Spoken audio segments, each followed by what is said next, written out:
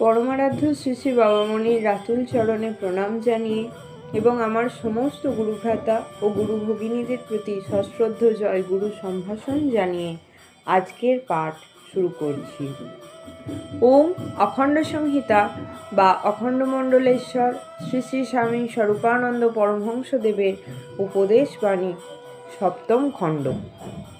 তীর্থ কাহাকে বলে? শ্রী শ্রী বাবামণি বলিলেন, কিন্তু তীর্থ বলবে কাকে?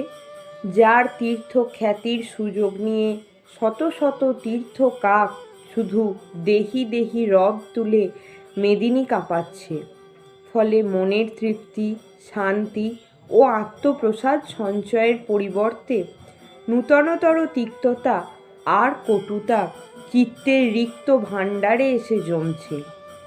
তাকেই তীর্থ বলে মনে করো না। কাশী, বৃন্দাবন, মথুরা আর দ্বারকা সবই এক সময়ে ঋষিদের আশ্রম কুটির ছিল। সেই আশ্রম কুটিরগুলি ছিল প্রকৃত তীর্থ এবং সেই আশ্রম কুটিরগুলিতেই মিলত শান্তি, তৃপ্তি, আনন্দ ও প্রসন্নতা। সুতরাং প্রয়োজন ক্ষেত্রে কাশী বৃন্দাবনের পাণ্ডা নির্যাতিত তীর্থযাত্রী হওয়ার চেয়ে শান্ত, অনাবিল পবিত্রতার নিবাসভূমি সাধকদের আশ্রম কুটিরগুলিতে তীর্থযাত্রী হওয়া অধিকতর শ্লাঘনীয় মনে করবে। কলিকাতা, 9ই চৈত্র 1338। জয় গুরু।